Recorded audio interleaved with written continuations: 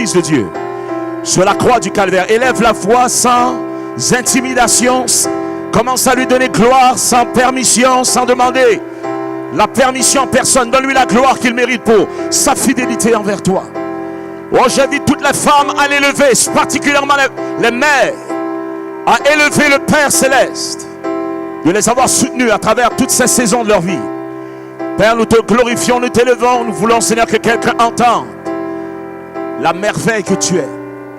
Nous prions, Seigneur, que quelqu'un ressorte d'ici complètement touché, transformé, métamorphosé par ton esprit, que ta nature devienne notre nature. C'est dans le nom du Christ que nous avons prié, que tous ceux qui sont d'accord avec ça donnent un amen bien percutant et retentissant. Touche ton voisin, dis-lui, il y a quelque chose de bon que Dieu réserve pour toi aujourd'hui si ton cœur est ouvert.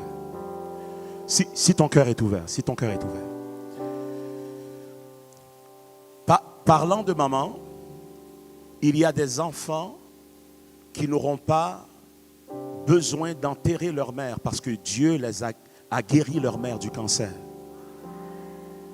Et cette femme était dans un des services comme aujourd'hui, lorsqu'elle a reçu une guérison. Et j'aimerais qu'elle vienne donner son témoignage rapidement, la sœur Clausilia. Est-ce qu'on peut la recevoir? Je demandais à pasteur Patrick de m'accompagner. J'aimerais que quelqu'un sache que Christ est encore vivant en 2025. Alléluia. Je ne sais pas si on peut se munir d'un autre micro, ça va faciliter l'échange.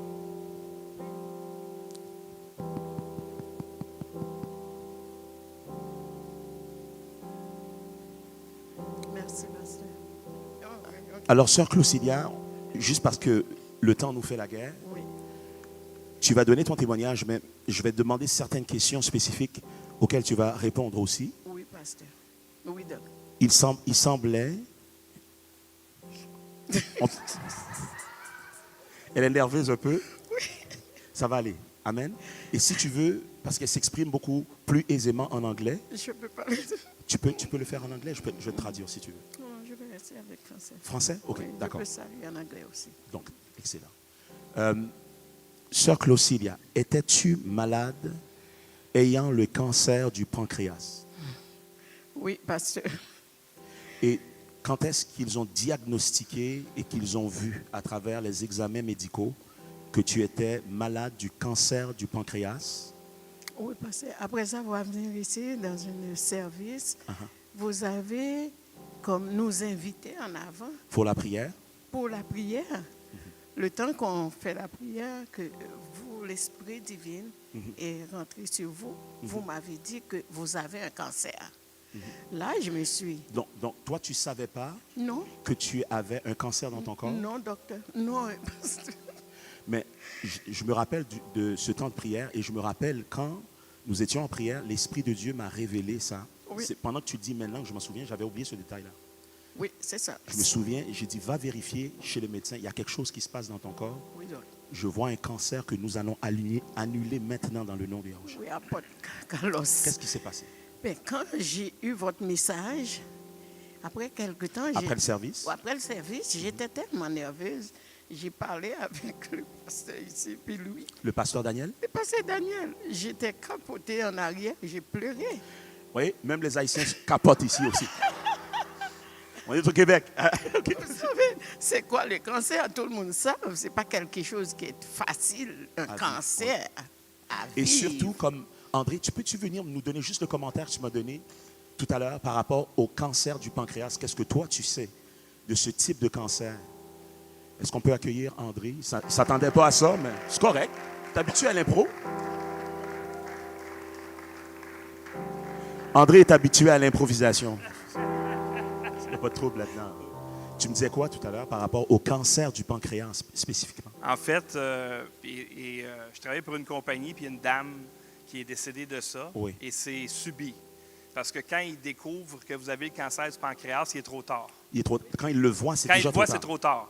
C'est pas comme le cancer du sein. Ah, vous avez le cancer du sein, on peut faire des choses. Quand Oui. tu as le cancer du pancréas, c'est terminé. C'est déjà terminé. C'est peut-être le cancer le plus agressif, Oui, le plus virulent. mortel. Je pense Oui. que le taux de décès, c'est comme 90 90%. Merci, Henri. Oui.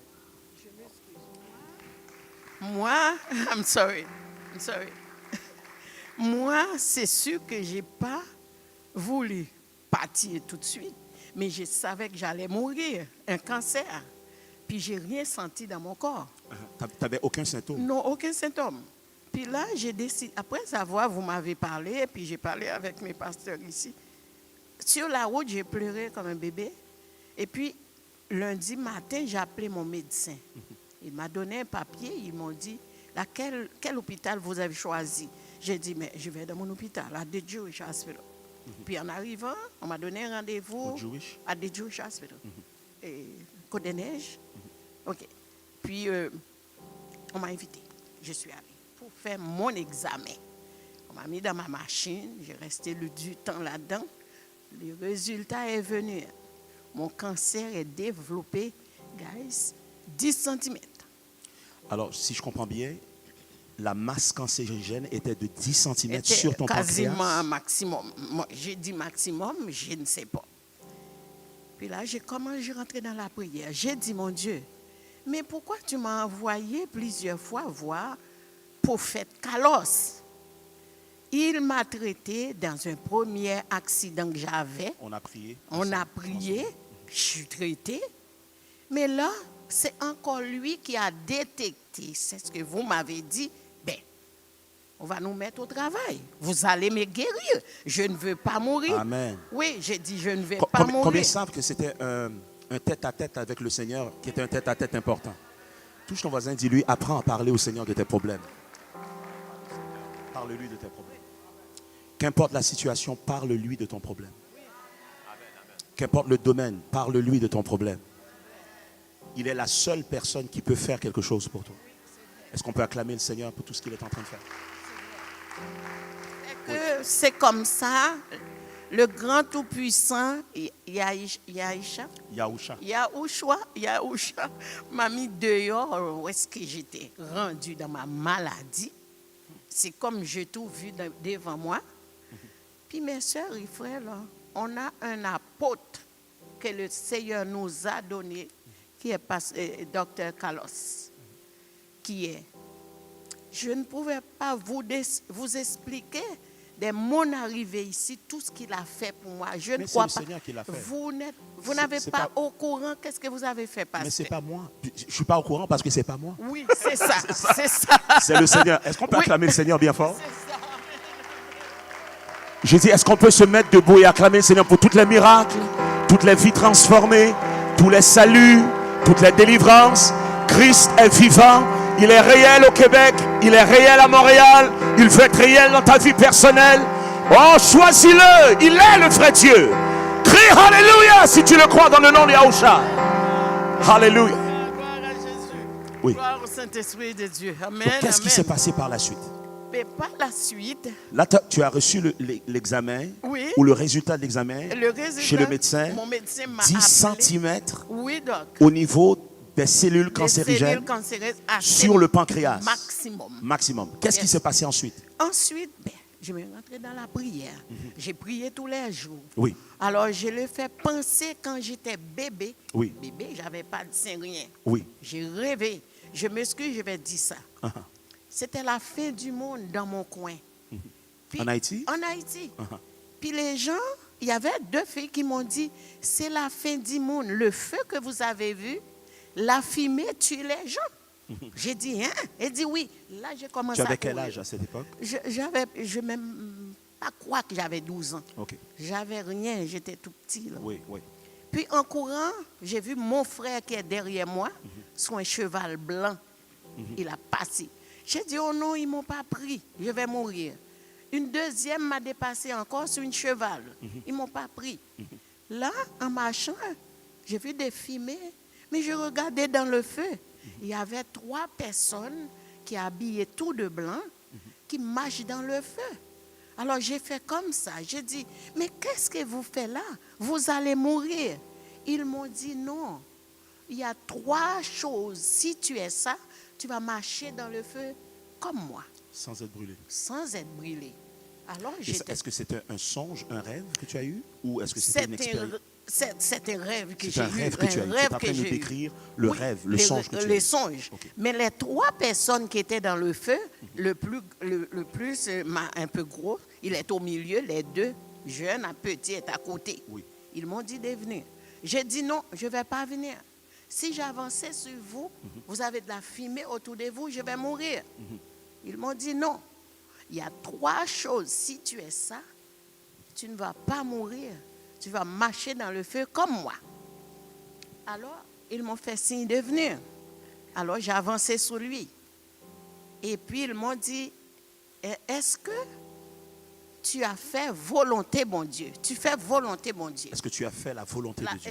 Est-ce que tu as fait la volonté, mon Dieu? J'ai dit oui. Mais en moi, je sais que je vais à l'église, je suis tout petit.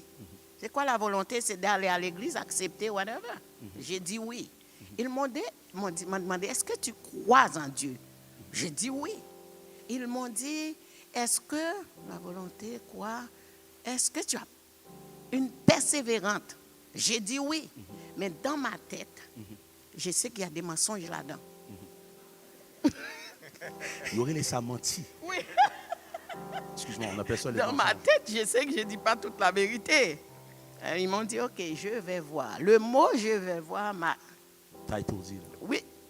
Et puis, il m'a avancé. Il m'a tenu pas dans le cou, il a tenu en arrière. Il a sorti une bouteille dans ses poches, très transparent. Je pensais que c'était de l'eau. C'était de l'huile. Il a jeté sur mon front. 1, 2. Et puis, plop, j'ai tombé. Dans le songe. J'ai tombé sur le fleuve, j'ai mouru. Alors, dans ma mort par terre, Oui. j'ai levé ma main, j'ai dit, pardonnez-moi, je te promis, je vais faire ta volonté. Amen. Et puis il m'a donné la main. Et c'est comme ça que tu t'es réveillé? C'est comme ça que je suis réveillée. Voilà. Alors, pendant que je suis malade, Avec cette maladie? avec cette maladie, mon cancer, j'ai retourné sur tout ce que Dieu t'avait dit. Dieu m'avait dit pendant que j'étais jeune. Je mets une pause ici. Ce qui va te permettre de traverser n'importe quelle épreuve, c'est la parole que Dieu t'a donnée personnellement. Waouh, je ne savais pas. Voilà pourquoi tu dois parler au Seigneur, parce qu'il va te donner une parole qui va te tenir à travers les âges, les décennies. Est-ce que William peut se lever, mon fils? J'ai 3 enfants. Voici mon fils ici, il peut se lever. Viens, William. Tu peux l'encourager. Il a 14 ans. Et c'est à 14 ans que j'ai connu un éveil spirituel qui est devenu un réveil dans 2 écoles secondaires. Donc, nul n'est trop petit pour servir le Seigneur. À son âge, déjà, William peut raconter la gloire de Dieu parce qu'il ne serait pas supposé d'être vivant. Lorsqu'il est né très prématuré, au bout de 5 jours, tandis qu'il respirait par lui-même, devant l'étonnement des médecins, parce qu'il était quand même prématuré, mais il est sorti très très fort le jour de la naissance, en poussant des cris et apparemment très indépendant. On ne l'a pas intubé. Mais au bout de 5 jours, son cœur s'est fatigué et il a perdu la vie. Les médecins nous ont appelés, mon épouse et moi, pour qu'on puisse venir recevoir la nouvelle, parce qu'ils avaient constaté que depuis plusieurs temps, parce qu'ils faisaient la tournée, la dame faisait la tournée pendant la nuit, et depuis plusieurs temps, ils ne nous ont jamais donné le nombre de temps où ce qu'il ne respirait plus, mais c'est au-delà d'1 heure, parce que tout son corps était mauve. Ils ont essayé de le réanimer, impossible. Ils l'ont intubé, ils ont perforé un de ses poumons, hémorragie interne. Ils ont dit, c'est fini, voilà un autre bébé prématuré qui malheureusement n'a pas survécu l'étage. C'était à Sainte-Justine. Ils l'ont déposé sur la table, ils m'ont appelé. Ils ont refusé, ils m'ont appelé vers 3 heures du matin. J'étais en haut, dans une des chambres avec mon épouse, et on s'est levé. Ils refusaient de nous donner le constat de qu'est-ce qui se passe. Ils voulaient nous le donner face à face. Je suis rentré dans l'ascenseur avec mon épouse, et je savais la nouvelle qui nous attendait, arrivé à l'étage de la néonate. J'ai dit, Seigneur, tu m'as donné une parole en 2005. On était déjà en 2011, si je m'abuse. 2011. Et j'ai dit, Seigneur, tu m'as donné une parole. Je mets ma confiance sur cette parole. Tu m'as dit, aucun malheur n'approchera ta tente. Ce qu'ils vont me donner est une nouvelle de malheur, je le sais. Je ne sais pas comment tu vas le faire, mais que l'esprit de la résurrection du Seigneur entre en lui. Et que dès qu'on arrive à l'étage, que la nouvelle change. On est rentré, mon épouse et moi, il était dans l'incubateur tout à fait immobile. Ma femme s'est exprimée parce qu'il était très dynamique. Il bougeait beaucoup, même depuis le ventre. Puis ma femme m'a dit, oh mon Dieu, il est mort, parce qu'il était inerte, il ne bougeait pas beaucoup. Puis l'infirmière a dit, non, il n'est pas mort, il est en train de se reposer. Par contre, on voulait vous annoncer qu'on l'avait perdu pendant plusieurs temps. Ça fait au-delà d'un certain temps qu'on l'a perdu. On a essayé de le réanimer. On a tout fait. C'était impossible de le ramener. C'est là qu'on a décidé de vous annoncer son jour et l'heure même du décès. Il dit, mais on ne comprend pas. Après qu'on a fini de vous parler, en attendant que vous arriviez, il a commencé à respirer et bouger par lui seul. Christ est vivant. J'ai dit, Christ est vivant. Il est plus vivant que tu penses. Je dis, il est plus vivant que ton imagination. Christ est plus vivant que nos chants, plus vivant que notre louange. Il est plus puissant que nos messages. Est-ce qu'on peut lui donner une acclamation que seul lui mérite? Parle-lui. Tout est possible à celui qui croit. Absolument tout dans le nom de Yahushua. Crie Alléluia une bonne fois dans cette place. Puisque le temps avance, donne-nous qu'est-ce qui s'est passé. Parce que moi je me souviens, on a eu un autre temps de prière ici, ça fait pas trop longtemps. Et il y a eu des gens qui ont été guéris, pas par Carlos, par Yahushua, par Christ. Christ passe à travers nous tous. D'ailleurs, j'ai fait exprès pour qu'on comprenne, ce n'est pas du showbiz. Chaque croyant est appelé à opérer des miracles, chasser des démons, guérir des malades. Et on l'a explicité là. Il y a une autre dame qui était là ce jour-là, ça fait à peu près 1 mois de ça. Son nom est Cathy, elle n'est pas là aujourd'hui, c'est une Québécoise de souche. L'Esprit de Dieu nous a révélé que son père, que quelqu'un est malade, mais cette personne n'est pas dans la place, mais la personne qui est reliée à elle est ici. Je dis la personne, je vois que la personne est sourde d'une oreille droite. Qui est-ce? Cette Québécoise a levé la main, elle a dit c'est mon père. J'ai dit on va prier. Herbie qui est là, peux-tu te lever s'il te plaît? Combien se souviennent qu'Herbie a prié pour elle? Herbie a prié pour elle dans le nom d'Herbie? Herbie a prié pour elle dans quel nom? Oh, dis ça plus fort. Certains le connaissent sous le nom de Jésus, mais son vrai nom hébraïque, c'est Yahushua. Il faut connaître le vrai nom de notre Sauveur. Amen. On ne peut pas laisser les gens qui sont instruits connaître le nom de notre Dieu plus que nous comme chrétiens. Ça n'a pas de sens. C'est de l'ignorance. Il faut quitter la religion et rentrer dans le royaume de Christ. Herbie a prié, il est juste ici. On a encore la vidéo.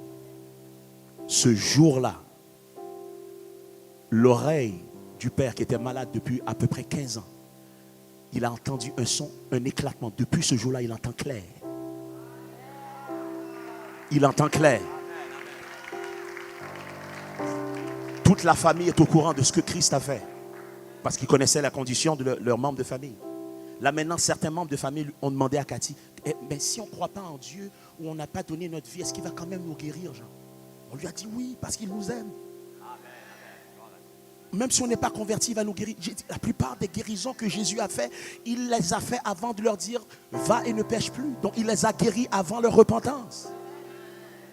On met des étapes là où Dieu n'a pas mis d'étapes juste à cause de notre incrédulité. Amen. Parce qu'on ne croit pas que Christ peut guérir quelqu'un, donc on met la faute sur lui. À toi d'accepter le Seigneur ou recevoir le Seigneur pour être guéri. Non, montre-moi dans la Bible. Dieu va le faire basé sur ta foi à toi, même si la personne est un athée. Lorsque le miracle éclate, la foi va naître et il va donner son cœur au Seigneur. Est-ce qu'on peut acclamer le Seigneur pour la gloire de Yahushua? Dis Amen. Ok, on va terminer le témoignage. J'ai demandé aux gens qui avaient été guéris ce jour-là, allez chez le médecin. Je veux voir le papier qui confirme la guérison. Et toi, tu as fait la même chose. Qu'est-ce que tu as dans tes mains? C'est le papier de guérison. Le rapport des médecins. Le rapport du médecin, je ne sais pas laquelle. Là. De l'hôpital général juif. Oui, docteur. Ah. Je ne suis pas docteur médical, mais je suis docteur de l'évangile. Amen, amen, amen, amen, prophète Carlos. Oui. Donc, finalement, Finalement, mon médecin m'a appelé. J'ai dit, est-ce que c'est le vrai? Vous Oui. l'avez lu? Oui. Bon, ok. Quand mon médecin m'a appelé pour me dire, c'est Zéphyr aussi, j'ai dit oui. Oui. Doc, tu m'as appelé. Alors, est-ce que je dois venir? Hold it. Ok. Là, mon médecin m'a dit, Claude, j'ai une très bonne nouvelle pour vous. J'ai dit, allez-y.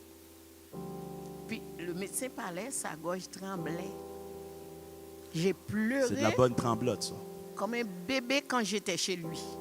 Alors, lui, qu'il m'a donné ce message, il dit, Claude, on est guéri. Est-ce qu'on peut se mettre debout et acclamer le Seigneur pour tout ce qu'il est en train de faire? Cancer du pancréas, l'un des cancers les plus virulents, les plus agressifs, a connu quelqu'un de plus agressif que lui. Oh, alléluia. La Bible déclare par ses meurtrissures, nous sommes guéris. Qui veut réactiver sa foi et croire dans la parole de Dieu? Est-ce qu'on peut l'acclamer pendant quelques secondes, lui donner la gloire qu'il mérite? Déclare avec moi, tout est possible à celui qui croit. Tout est possible à celui qui croit. Donne-lui la gloire. Donne-lui la gloire. Donne-lui la gloire. Sa parole est vérité.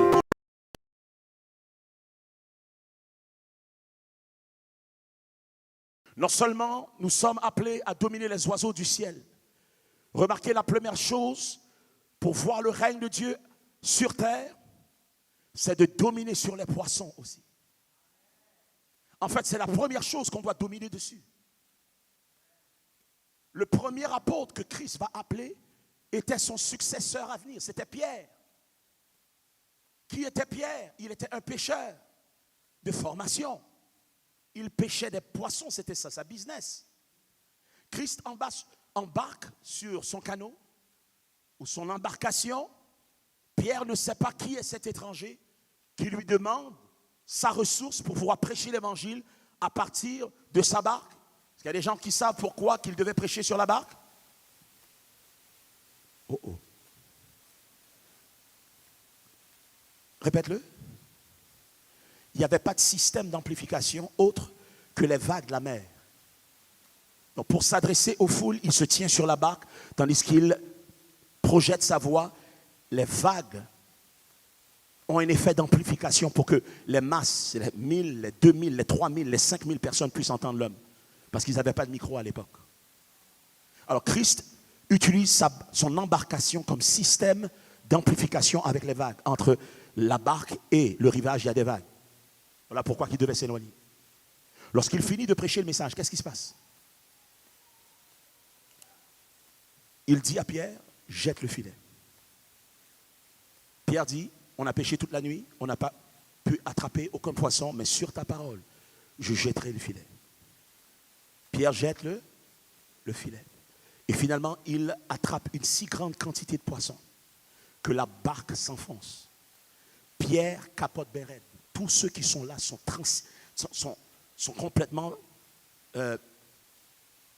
ébahis, éberlués. Il dit, mais qui est celui-là? On a pêché toute la nuit, il n'y a pas de poissons dans la région. Tout d'un coup, lorsqu'il parle, il y a plus de poissons que pour plusieurs semaines, plusieurs mois à venir d'un coup. Pierre réalise qu'il est un pécheur aussi, c'est-à-dire un homme qui a péché, qui a fait des erreurs. Et Christ lui dit, désormais, tu seras appelé pécheur d'hommes. Pourquoi? Parce que les poissons représentent les âmes qu'on doit gagner pour le Seigneur aussi. On doit gagner des âmes pour le Seigneur. Le temps nous manque pour parler d'Ézéchiel, qui a vu un temple.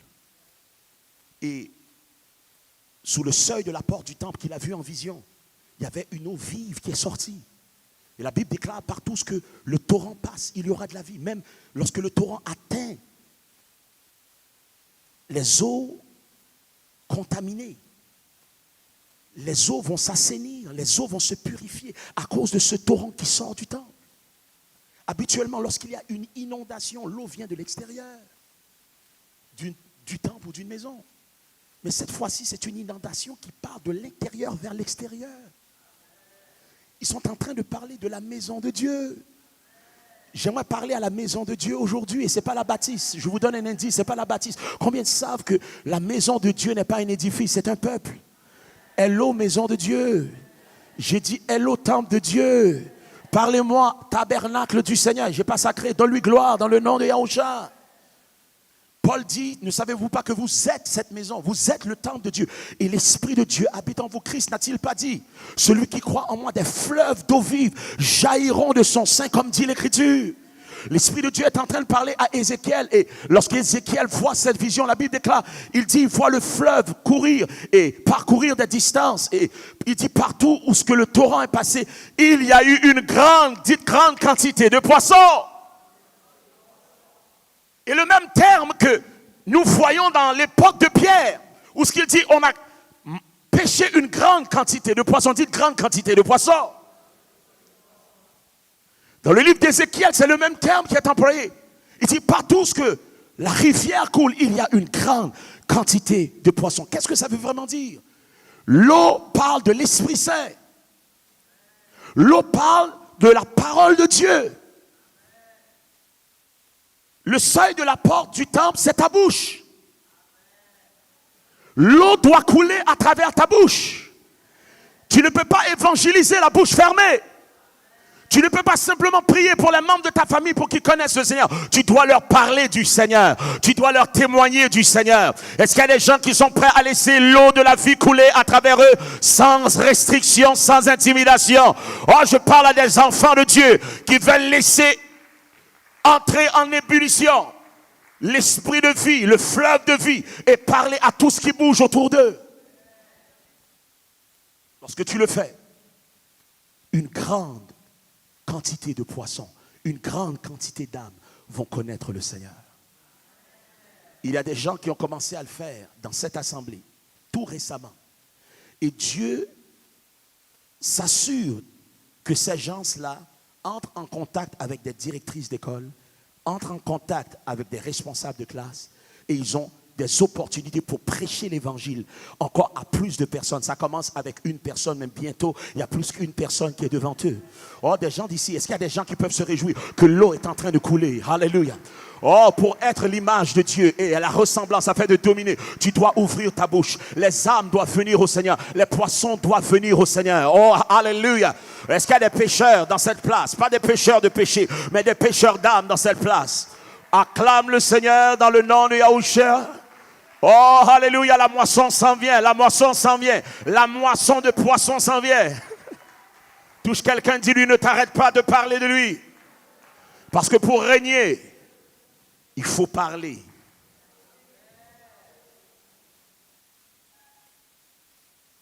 Je pourrais parler longuement et en détail de tout ce verset. Et tous les segments de ce verset, qu'est-ce que ça représente pour nous? Mais voilà qu'il se trouve que tandis que l'homme est créé pour régner à son image, et Dieu va spécifier que l'homme ici ne fait pas référence au genre masculin, ça fait référence à un type de race, d'espèce vivante. L'homme ici parle d'humanité dans l'hébreu.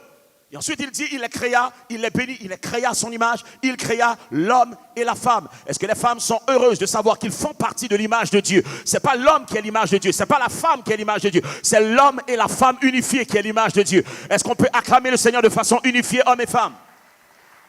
Déclare ensemble avec moi, nous sommes l'image de Dieu. Le Seigneur donne une seule loi qui existe, il n'y en avait pas 10 à l'époque. Mange de tous les arbres, incluant l'arbre de la vie, qui représente le Christ lui-même.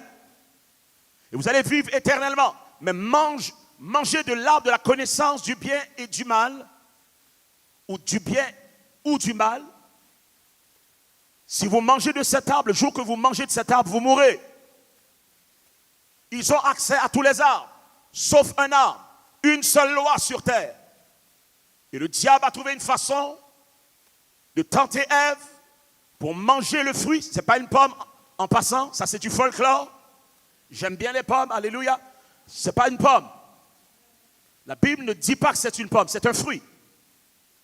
Lequel, on ne le sait pas, mais c'est un fruit. Lorsque la désobéissance prend place, à travers Ève succombe à cette tentation. De quelle façon? Qu'est-ce que le serpent lui a demandé? Qu'est-ce que le serpent lui a communiqué? Est-ce qu'il y a quelqu'un qui peut me parler dans la salle? Le serpent lui dit, et dans certaines versions, surtout la version de l'épée, on parle du serpent comme étant le raisonnement rusé. Le serpent a un raisonnement rusé pour tromper Ève en lui disant quelque chose par rapport à son identité pour lui faire douter de qui elle est déjà.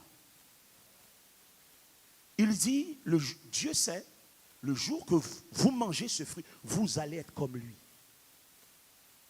Ève devait avoir la lucidité d'esprit. Vous dites, mais attends un instant. Quand je me vois sur la surface du lac, je vois le reflet de la lumière de Dieu. Je suis l'image de Dieu déjà. Ève devait se souvenir qu'à chaque matin, la voix de Dieu parcourait le jardin et leur parlait librement, face à face, parce qu'ils sont de la même famille. Ils sont de la même race, Dieu et eux. Dieu et son mari, Dieu et elle-même. Parlez-moi un peu. Elle a vu comment elle était capable de parler à l'arbre et les arbres produisent du fruit. Comme Christ a maudit le figuier et le figuier s'est desséché. Ils avaient le fonctionnement et la ressemblance de Dieu déjà. Ève aurait dû dire, écoute-moi bien, toi, le serpent imbécile. Je n'ai pas besoin de manger un fruit pour être l'image et la ressemblance de Dieu. Je le suis déjà, épais. Je le suis déjà. Mes cheveux ne sont pas seulement des cheveux comme femme, c'est la gloire de Dieu elle-même. Mon corps, ma silhouette, tout ce que je suis est une beauté parfaite dessinée par la main du Maître. Je n'ai pas besoin de ton fruit désobéir à Dieu. Je sais qui je suis déjà. Je suis créé selon la ressemblance de Dieu. Oh, il y a quelques femmes ici, vous devez reconnaître le même langage de ce serpent ancien qui essaye de vous faire douter de vos capacités. Il est encore à l'œuvre dans ta pensée à travers un raisonnement pernicieux, à travers un raisonnement rusé, essayer de te faire douter de tout ce que Dieu t'a dit. J'aimerais t'encourager, toi qui es là, lorsque tu te lèves le matin, devant le miroir, comme femme, déclare, je suis une créature merveilleuse. Déclare, je suis créé avec merveille, je suis créé avec potentiel, je suis créé avec beauté. Alléluia. On déclare, mon âme le connaît bien, n'essaye même pas, serpent ancien, je le sais. Ce que Ève n'a pas compris, je le comprends, je décide de le comprendre. Et donc, la Bible déclare lorsque Ève a fait cette erreur et que son mari a fait une plus grande erreur de ne pas avoir été là pour la couvrir de cette attaque. Conséquemment, le mari et sa femme, les deux, ont chuté. Et depuis ce temps-là, au lieu que l'homme domine la terre, c'est les éléments de la terre qui dominent l'existence des hommes. Pour survivre, ils doivent travailler à la sueur de quoi? Leur front. Ils doivent quoi? Au lieu que la terre travaille pour eux, c'est eux qui travaillent pour la terre. Et ça, c'est un désordre. Ça, c'est un désordre. Nous n'avons pas été appelés pour être asservis par les éléments naturels de la terre. Nous n'avons pas été appelés à devenir des esclaves des systèmes humains, ni au niveau financier, ni au niveau politique, ni au niveau médical. Donne-moi un grand amen, toi qui n'es pas un esclave dans sa conscience. Le temps nous manque aujourd'hui pour aller en précision dans le verset. Vous connaissez le verset. Vous pouvez le trouver. Comment? ChatGPT. Alléluia. Listen. Il dit, lorsque le Seigneur maintenant cherche Adam et Ève après la chute, il se cache. Et ensuite, lorsque Adam se révèle, Dieu lui dit, mais pourquoi tu te caches? Il dit, nous sommes nus. Dieu lui dit, qui t'a appris que tu es nu? Pourquoi? Parce que la gloire de Dieu les avait quittés. La Bible déclare, tous ont péché et ont été privés de la gloire de Dieu. Combien se souviennent de ce verset? Tous, incluant le pape, tous. Alléluia. J'ai presque dit surtout le pape, mais je ne l'ai pas fait. Dieu lui dit, pourquoi tu as fait ça? Je t'avais dit de ne pas le faire. La réaction naturelle, instinctive de l'homme dès son origine, c'est de blâmer l'autre. Il dit, c'est la femme que tu m'as donnée. En d'autres termes, tu n'aurais pas dû écouter ma prière pour que je me marie. Parce que maintenant, si je souffre parce que tu m'as béni dans le mariage, c'est parce que c'est toi qui m'as donné le mari qui me fait souffrir dans le mariage. C'est ça qu'il est en train, toi ou la femme que tu m'as donnée dans le mariage. C'est un peu ça que Adam est en train de dire. Il est en train de blâmer Dieu pour son erreur. Tandis qu'il cherchait sa femme depuis bien longtemps. Ingrat. Il dit, c'est la femme que tu m'as donnée. Il dit, ok, je reviens sur toi. Il parle à la femme. Est-ce que je ne vous avais pas dit de manger le fruit? Il dit, non, c'est le serpent que tu as créé en d'autres termes. Ok, je m'en viens sur toi. Il s'en va voir le serpent. Il dit, pourquoi que tu as fait ça? Le serpent regarde en arrière. Il n'y a pas d'autre serpent. Il est le seul. Il prend sa sentence normalement. Et Dieu remonte l'échelle et parle à la femme. Il lui dit, tu n'enfanteras plus avec aisance. Tu vas enfanter avec douleur. Conséquence de la chute. Il remonte à l'homme. Il dit, tu ne travailleras plus aisément comme avant. Tu vas travailler à la sueur de ton front. La terre va te répondre difficilement. Est-ce qu'il y a des gens qui se sentent comme Adam aujourd'hui? Ou comme Ève? Ils sont plus conscients de leur douleur que qu'est-ce qu'ils sont appelés à accoucher sur terre. Est-ce qu'il y a des gens ici dans cette salle qui se sentent comme Adam? Ils travaillent très très fort, mais peu de résultats selon les objectifs qu'ils savent qu'ils doivent atteindre. Levez la main. J'ai une bonne nouvelle pour vous. Christ est venu casser l'effet de la désobéissance d'Adam et Ève à la croix. Il y a une façon de réactiver le règne de Dieu dans nos vies. Il y a une façon de réactiver le règne de Dieu dans nos vies. Acclame le Seigneur bien fort, parce qu'on a été créé pour ça. Je dis, on a été créé pour ça. Tu as été ficelé pour ça.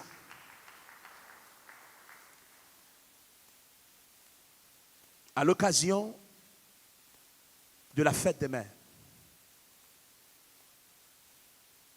j'aimerais déclarer l'énoncé suivant avant même que nous quittions.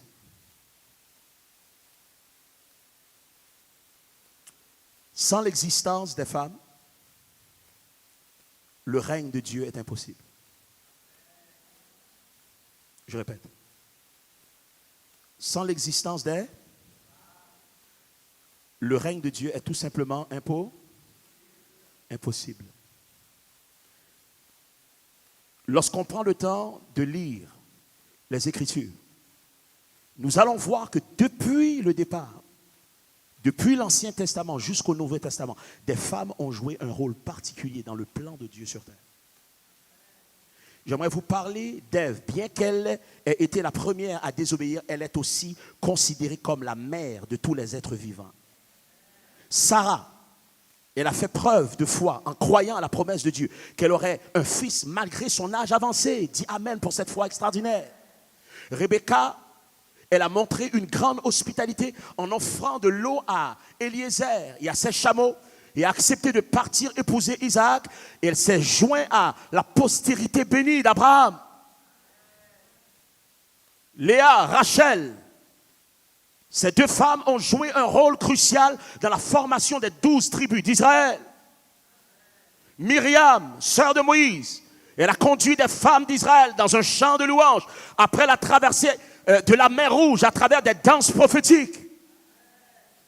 J'aimerais vous parler de Déborah la prophétesse, qui était non seulement une prophétesse et une juge. Pour ceux qui pensent que Dieu ne peut pas utiliser une femme dans cette dimension d'autorité, tu as tout à fait tort. Tu es en retard de quelques millénaires. Même dans l'Ancien Testament, Déborah était une prophétesse et un juge en Israël.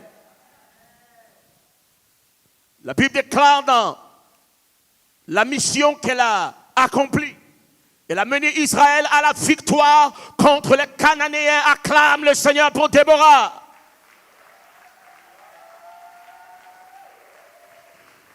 Jaël, elle a tué le chef ennemi.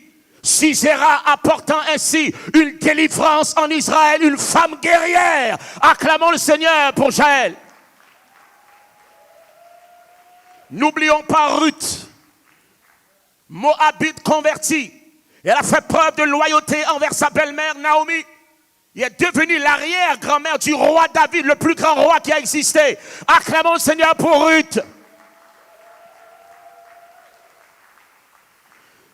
On ne peut pas manquer Anne. Elle a prié avec ferveur pour avoir un fils. Il a dédié ce fils nommé Samuel, un des plus grands prophètes qui a existé sur terre, au service de Dieu. Acclamons le Seigneur pour les prières d'Anne qui ont fait la différence pour changer le monde dans lequel nous sommes. Abigail, elle a fait preuve de sagesse et de courage en empêchant David de commettre un massacre. Il est devenu l'une des épouses de David. Acclame le Seigneur pour cette femme. Esther, elle a risqué sa vie pour sauver le peuple juif d'un complot génocidaire. On a besoin des Esther dans notre génération. Oh, pour renverser les plans sataniques génocidaires à travers des systèmes et des fausses pandémies comme on a connu comme le Covid-19. Où sont les Esther de notre génération pour faire la différence? Donne-moi un bon alléluia, femme de Dieu.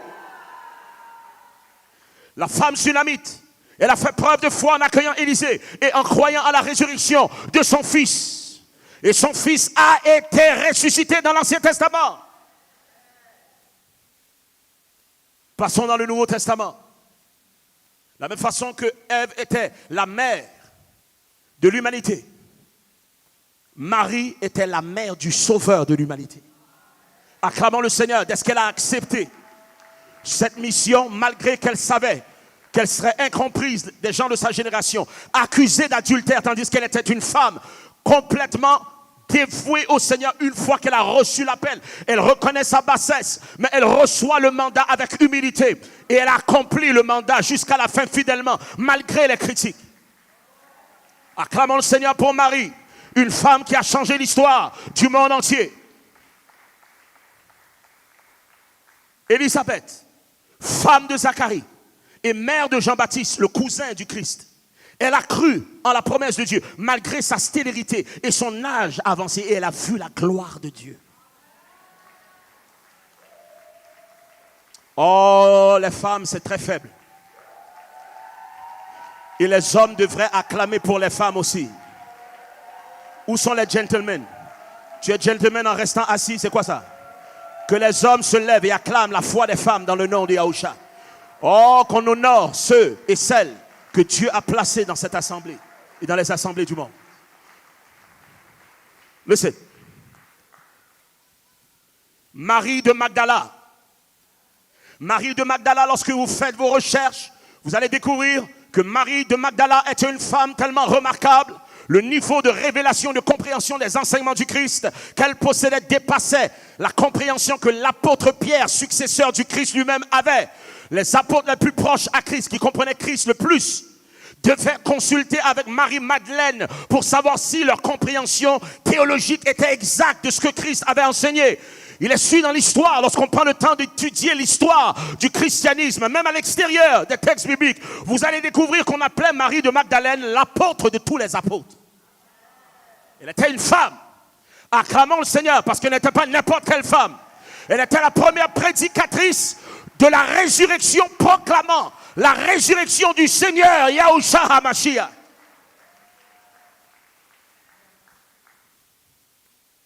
J'aimerais parler également de la femme qui avait la perte de sang. Elle a été guérie par sa foi inouïe en touchant le vêtement de Yahushua juste par derrière. Quelle foi extraordinaire. Quel exemple à suivre. Alléluia. La femme syro-phénicienne ou cananéenne, elle a démontré une grande foi et une humilité en demandant la guérison de sa fille. Et Yahushua a loué sa foi grandement.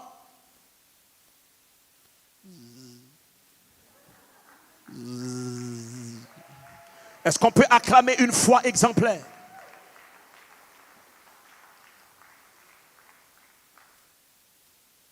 Nous reconnaissons Marie et Marthe, les deux sœurs de Lazare. Elles ont connu une vicissitude importante lorsque leur frère Lazare était mort. Mais grâce à leur insistance auprès de Dieu, auprès du Christ, grâce à la foi particulièrement de Marie, Lazare a été ressuscité, devenant ainsi un des miracles les plus mémorables dans l'histoire de l'Évangile. Donne un bon alléluia, parce que le Dieu de Marie est ici dans cette salle. Je dis un bon alléluia dans cette salle parce que le Dieu de Marthe, le Dieu de Marie est ici dans cette salle. Maintenant, le Dieu de Lazare est en train de souffler la vie dans cette place. Là où 2 ou 3 sont réunis en mon nom, la Bible déclare qu'il est déjà au milieu d'eux. Acclame le Seigneur parce qu'il y a plus que 2-3 personnes réunies en son nom. Il est là. Lydia, première convertie en Europe. Elle a ouvert sa maison à Paul et aux croyants. Elle devient maintenant la porte de l'évangile pour l'Europe. Priscille, avec son mari Aquilas, Priscille a joué un rôle important dans l'enseignement et le soutien de l'église naissante. Oh, alléluia. Phébé est nommée comme une des diaconesses de l'Ecclésia de Centrée. Il a aidé de nombreuses personnes à se greffer à l'évangile.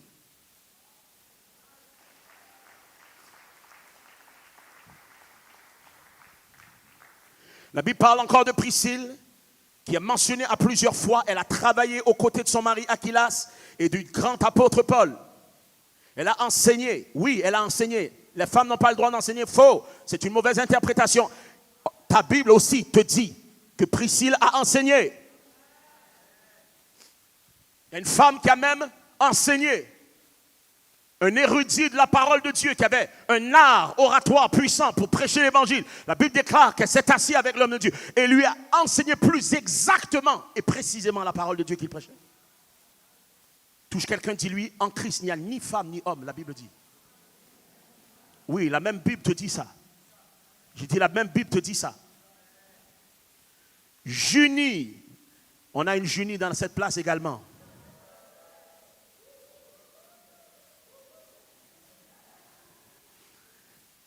Junie, ou Junias, elle est saluée par Paul, écoutez bien, comme étant remarquable parmi les apôtres. Junie était une apôtre. 2 bombes pour toi ce matin. J'ai dit 2 bombes spirituelles pour toi cet après-midi. Première bombe, les apôtres existent encore, c'est dans ta Bible, Éphésiens 4:11. Et ils doivent exister jusqu'à ce que le plus petit d'entre nous atteigne la maturité de Christ lui-même. C'est ce que ta Bible dit. Donc, cette dame est mentionnée comme, pas simplement un apôtre, remarquable parmi les apôtres remarquables. Oui, une femme. Deuxième bombe, c'est qu'une femme peut être un apôtre aussi.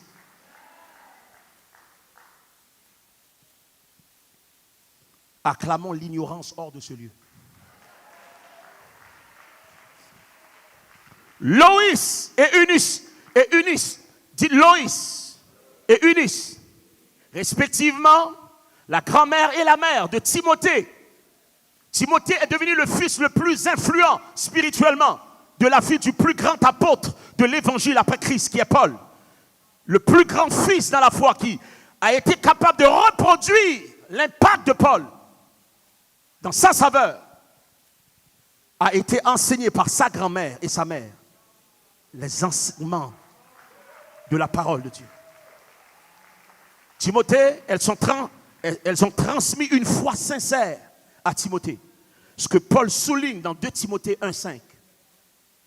J'aimerais vous parler d'une autre femme remarquable à l'occasion de la fête des mères.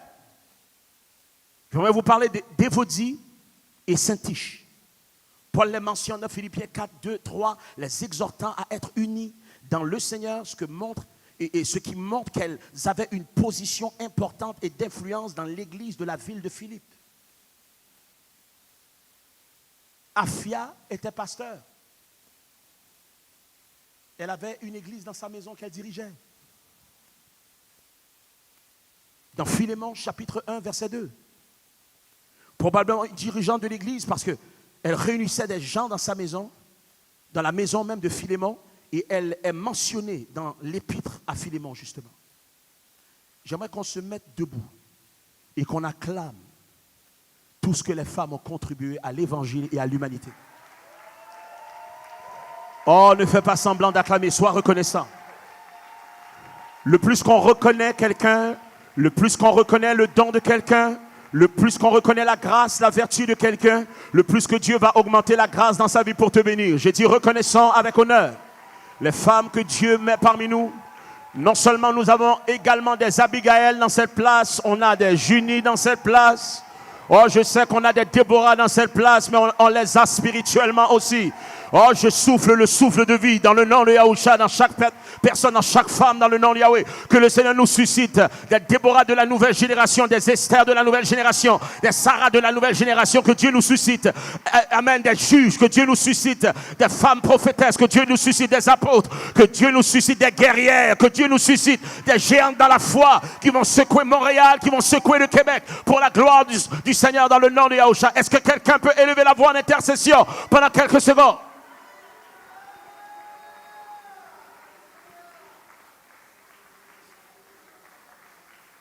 Ce même Dieu est dans cette salle maintenant. Il y a des activités qui prennent place dans le monde spirituel. Il y a des dons qui sont en train d'être activés que tu ne savais pas qu'ils existent. Il y a des idées neuves que Dieu est en train d'activer dans ta personne. Il y a des initiatives neuves que Dieu est en train de préparer dans le nom de Yahushua. Voilà pourquoi tu es appelé à combattre ce qui combat l'humanité. Tu es appelé à combattre cette chose, non pour vaincre cette chose, mais pour la maintenir vaincue. Faisons l'homme à notre image, pour qu'il domine. Finalement, l'homme ne domine plus à cause d'une seule chose. Le péché. Le péché, ce n'est pas simplement ce que tu fais de mal. Le péché n'est pas simplement la mauvaise pensée. Le péché n'est pas simplement le mauvais acte. Le péché, c'est d'oublier que tu es l'image et la ressemblance de Dieu. Et agir en deçà, agir de façon inférieure à la gloire de Dieu que tu es déjà. Quand tu sais qui tu es, il y a des péchés qui ne peuvent plus t'atteindre. Je vais le dire d'une meilleure façon. Quand tu sais qui tu es, le péché ne peut plus t'atteindre même. Le amen est plus faible. Il devait être plus fort. Voilà pourquoi la Bible dit, celui qui est en Christ ne pêche plus. Ce n'est pas suffisant que Christ est en toi, tu dois demeurer en lui. Comment tu demeures en lui? Tu demeures dans son amour et tu demeures dans sa parole. Tu demeures non seulement dans la méditation, la lecture, mais surtout tu demeures dans l'application et l'obéissance à sa parole d'une façon journalière et soutenue. Quand ça se fait, ce n'est pas parce que tu viens à l'église que ça se fait. C'est parce que tu deviens l'église véritable. À ce moment-là, il y a réactivation de l'autorité du règne de Dieu dans ta vie. Listen, on est sur le point de terminer. On ne peut pas quitter cette salle sans saisir la solution contre le péché.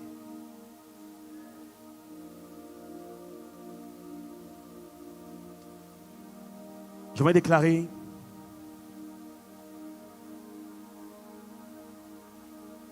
qu'il y a espoir pour n'importe qui ici qui décide de prendre une décision pour changer.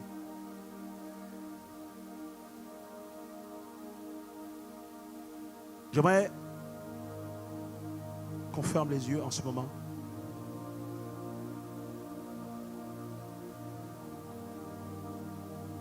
J'aimerais rappeler à chacun d'entre nous, nous n'avons pas été créés pour rien de moins que de porter la gloire de Dieu. D'ailleurs, le titre de cette série qui commence, des rois et des sacrificateurs. Je dis des rois et des sacrificateurs. Dieu t'a dit que tu es un sacrificateur et tu es un roi. Tu es rien de moins qu'une reine et une prêtresse qui porte la gloire de Dieu.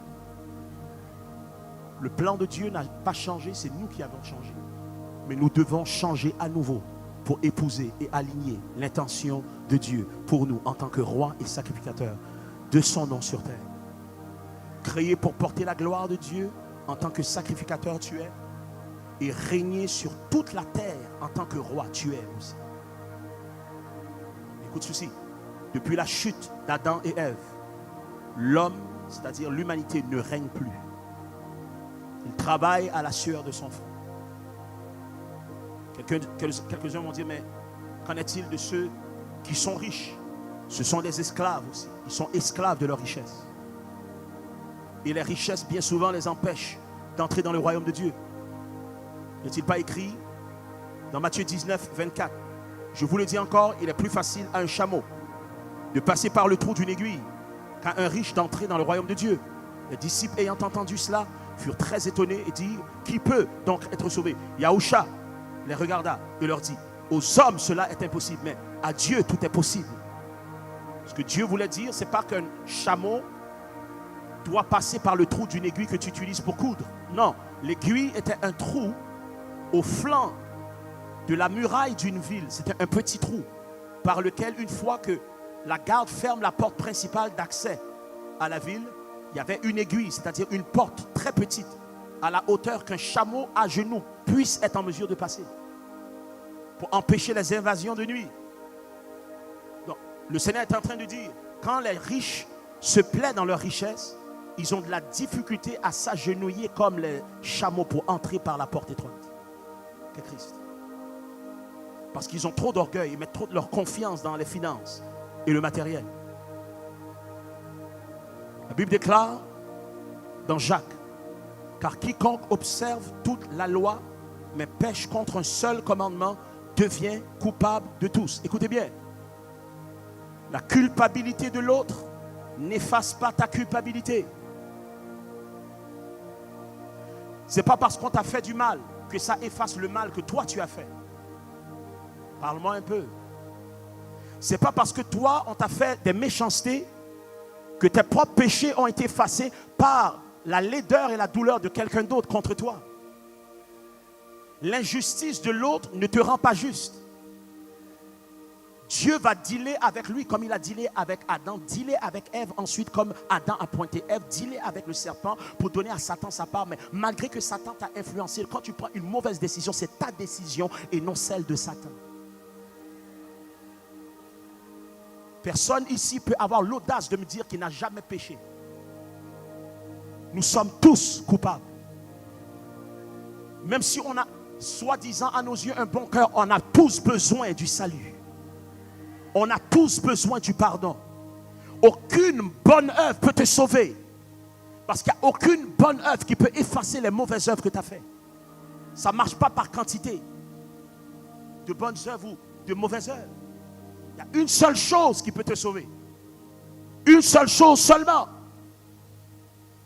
La culpabilité de l'autre n'efface pas ta culpabilité. Elle ne fait qu'augmenter les coupables devant Dieu.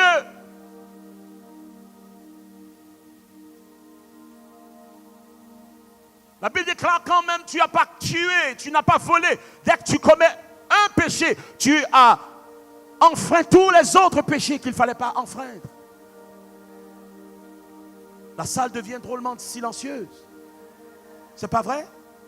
Est-ce que c'est vrai ou est-ce que c'est vrai?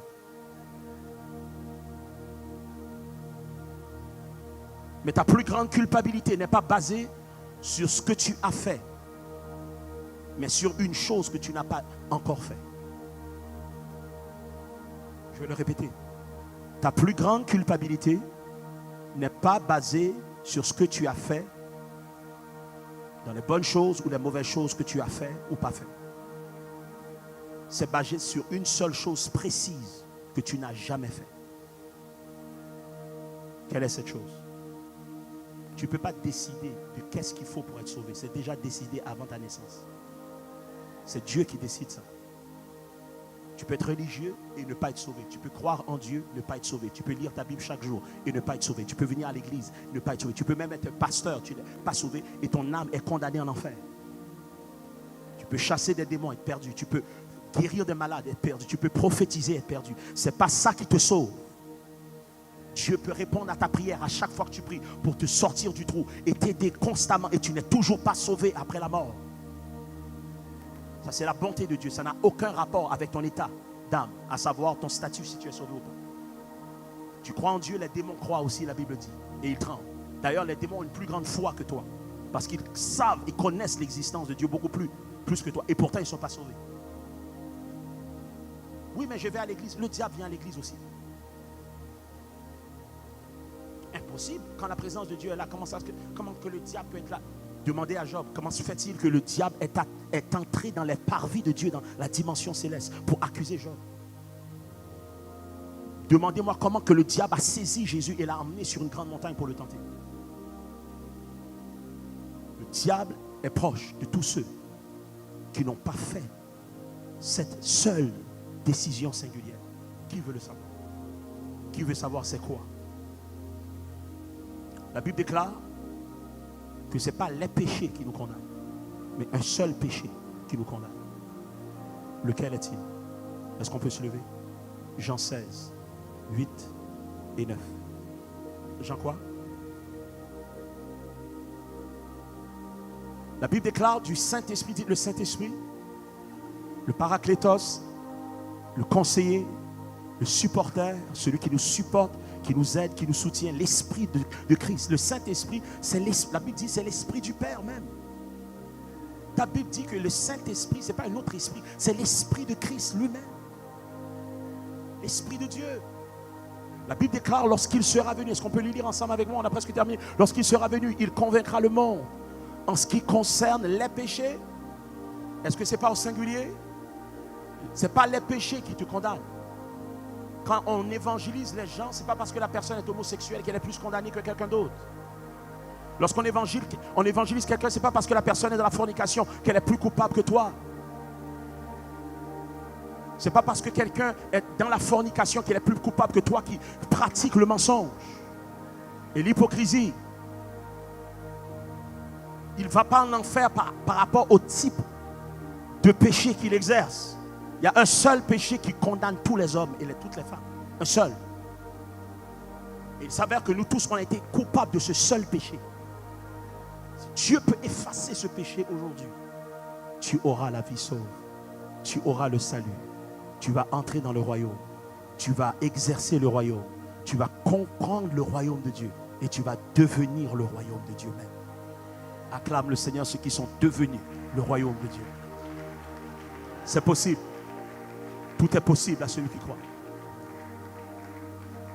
Personne ne peut entrer dans le règne de Dieu debout. Tout le monde entre à genoux.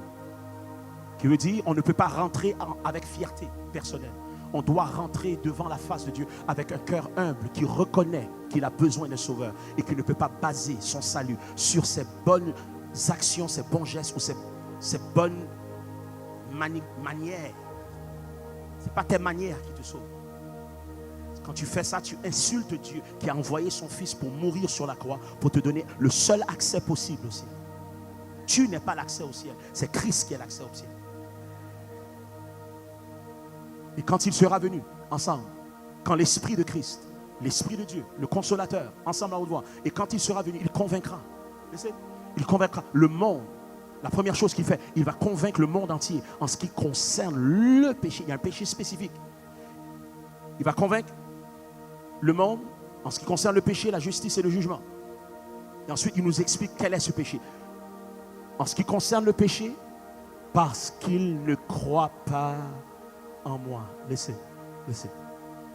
Croire que Christ existe ne veut pas dire que tu crois en lui de la façon que c'est dit. Est-ce qu'il y a quelqu'un qui comprend ce que j'essaie de dire? Croire en Christ veut dire croire qu'il est ta seule façon d'être sauvé. Pas de tes problèmes, mais des conséquences de tes péchés pour l'éternité. Quand tu crois en lui, ta croyance, baissez la musique juste un petit peu, ta croyance doit être suivie par des actions claires. Les actions qui doivent suivre sont des actions de repentance, de changement. Croire en Dieu, c'est tout simplement insuffisant. La doctrine que plusieurs évangélistes comme Billy Graham ont rendue populaire n'est pas une doctrine biblique pour accéder au salut. Voilà pourquoi près de 15% seulement de tous ceux qui venaient donner leur cœur au Seigneur ou confesser Jésus sont retournés dans le monde parce que ce n'était pas des décisions conscientes d'abandonner leur vie passée et de marcher en nouveauté de vie dans l'obéissance à la parole de Dieu clairement. Tu n'es pas sauvé parce que quelqu'un t'a influencé à faire une prière du salut. Ça n'existe pas. La prière du salut dans la Bible, ça n'existe pas. Montre-le-moi dans la Bible, ça n'existe pas. Ça existe dans ta tête et dans la conscience religieuse collective du protestantisme. Pour être sauvé, il faut mettre ta confiance en Christ. Pas dans le pasteur, en Christ. Pas dans l'église, en Christ. Pas dans ta personne, en Christ. Pas dans ta sincérité envers Dieu, en Christ seulement. Acclame le Seigneur si c'est ton cas.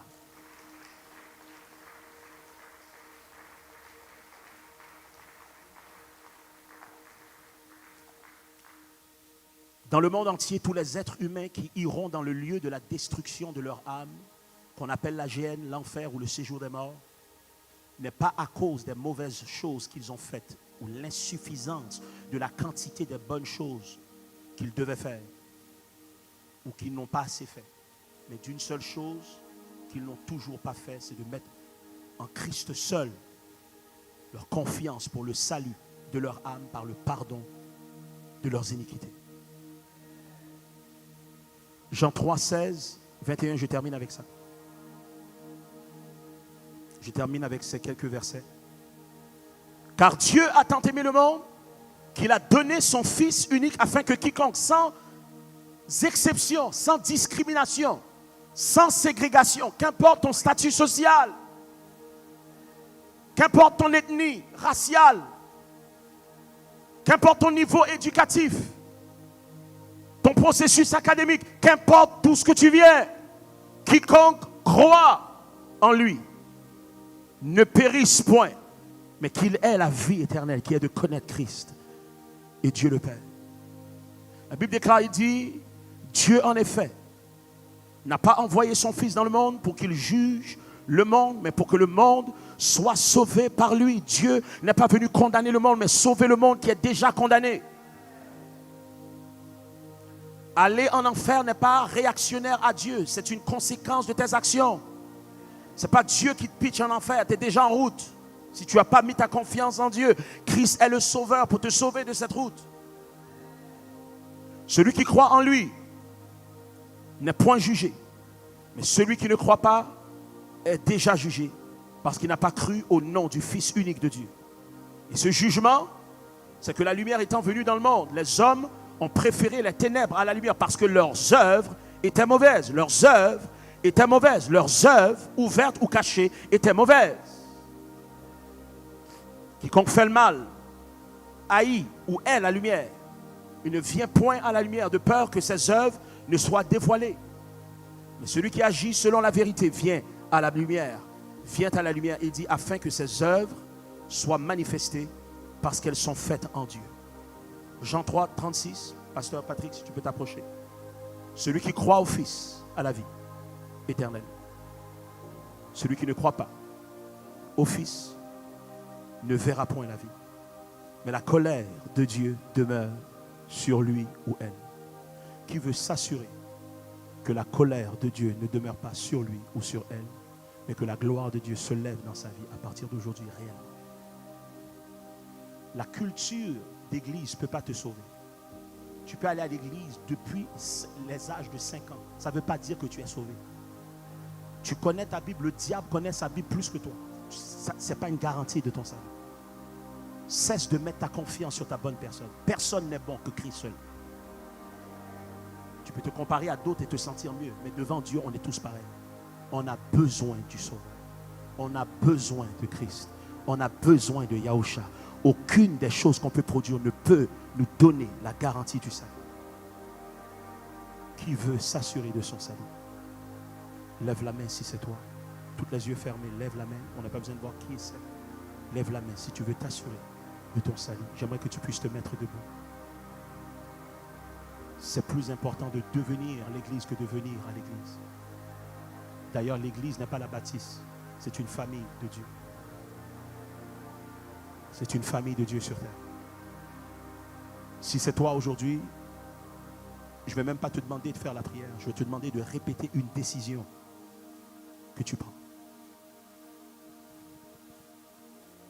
Dis Seigneur, aujourd'hui, je prends la décision de te suivre.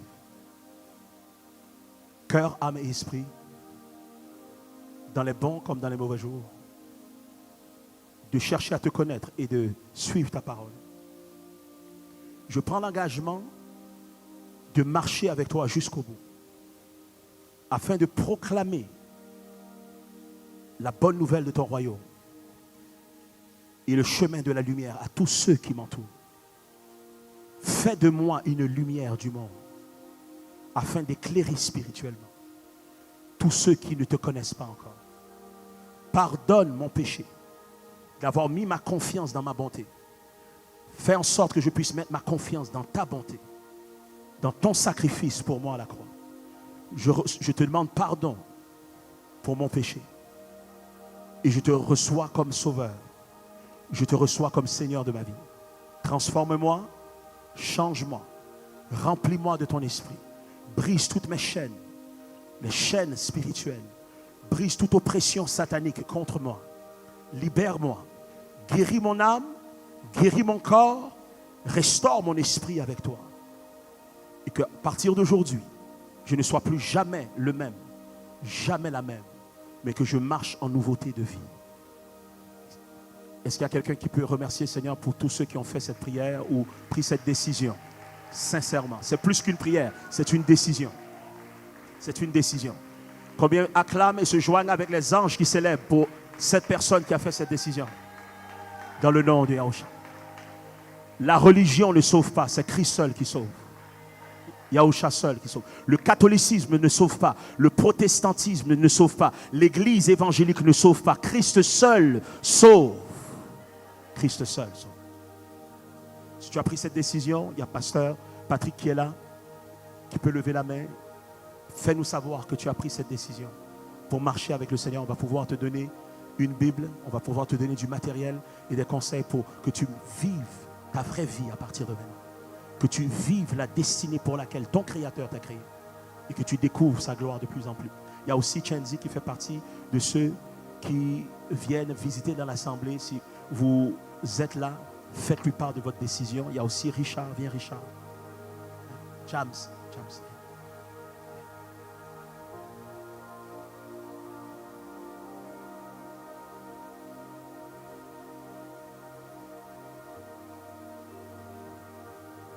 C'est la décision la plus importante de ton existence.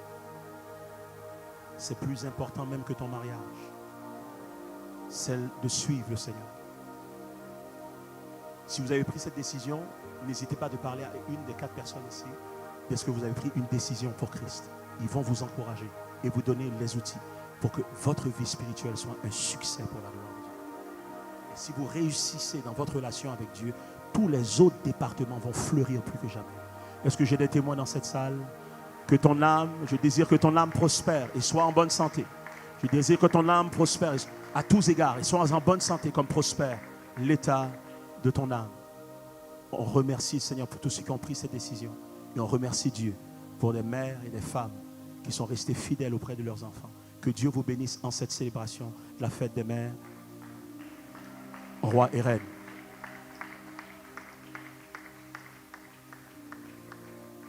Amen. Nous allons prendre ensemble 1 Chronique 29, verset 9. Parce que Dieu nous donne l'occasion de pouvoir semer dans ce message que nous avons reçu. On va le lire ensemble. Le peuple se réjouit de leurs offrandes volontaires, car c'était avec un cœur bien disposé qu'il les faisait à l'Éternel. Et le roi David en eut aussi une grande joie. Aujourd'hui, je prie que tout ce que tu as à cœur de donner ou que Dieu va te mettre à cœur de donner, que tu puisses le donner avec un cœur joyeux, libéral, sans contrainte, sans reproche. Parce que ce qui fait la différence devant Dieu, lorsque nous donnons, ce n'est pas seulement ce qu'on donne, mais c'est l'attitude et le cœur avec lequel on donne. C'est juste ça qui fait la différence. Peu importe ce que tu donnes, mais c'est ton cœur qui compte devant le Seigneur. Et avant de vous donner les directives pour pouvoir donner, on veut vraiment prendre le temps de remercier tous nos membres de l'Ecclésia Nouvelle Création qui donnent fidèlement, qui contribuent à l'avancement de l'œuvre de Dieu par leurs dîmes et leurs offrandes. On vous dit merci. Et aussi merci à nos visiteurs aussi qui nous bénissent, qui nous donnent aussi. Et pour pouvoir le faire, ceux qui veulent donner par comptant, vous allez pouvoir le donner par des enveloppes que vous allez trouver sous vos sièges. Et si jamais vous n'en avez pas, juste lever la main, quelqu'un du protocole va pouvoir passer, vous en donner. Et ceux qui veulent donner par carte, vous allez pouvoir le faire en vous dirigeant à ma droite, voir notre sœur Kuniva qui est ici dans le coin. Et ceux aussi qui donnent, qui sont habitués à donner par virement bancaire, vous pouvez le faire à l'adresse suivante qui va être affichée aussi, dont dons@commercial-nouvellecreation.ca. Et le mot de passe, c'est ENC. Si jamais c'est trop court, vous mettez ENC 2 fois. Et pour donner par message texte, juste envoyer le mot GIVE en majuscule au 867-675-0690 et par chèque, et simplement le faire au nom de l'Église Nouvelle Création. Et une fois que ça va être fait, vous allez pouvoir vous avancer en avant vers le protocole et on va pouvoir prier et vous relâcher.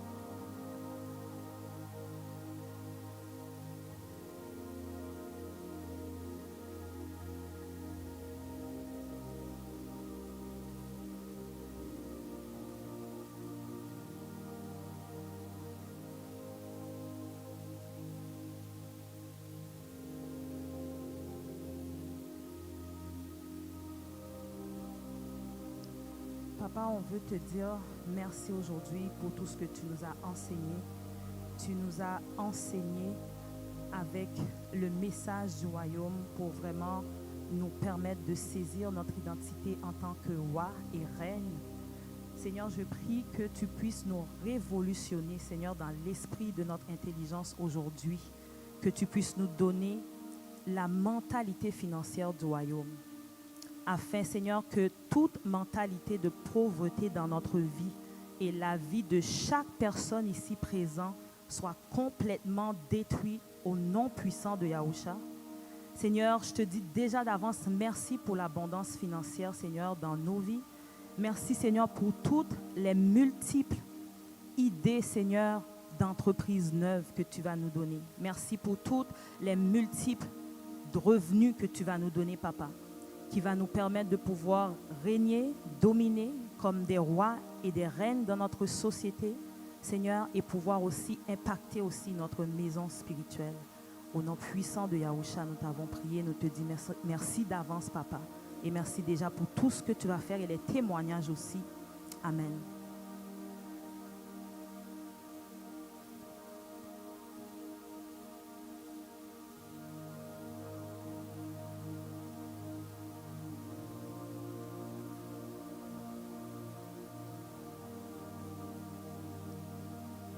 Va bien? Amen. Alors, on est au courant qu'aujourd'hui est un grand jour très spécial. C'est la fête des mères. Et ici à l'Ecclésia, à la famille Nouvelle Création, on veut vraiment prendre le temps de souligner toutes les mamans et toutes les futures mamans. Amen. Donc, on se salue. Je me salue.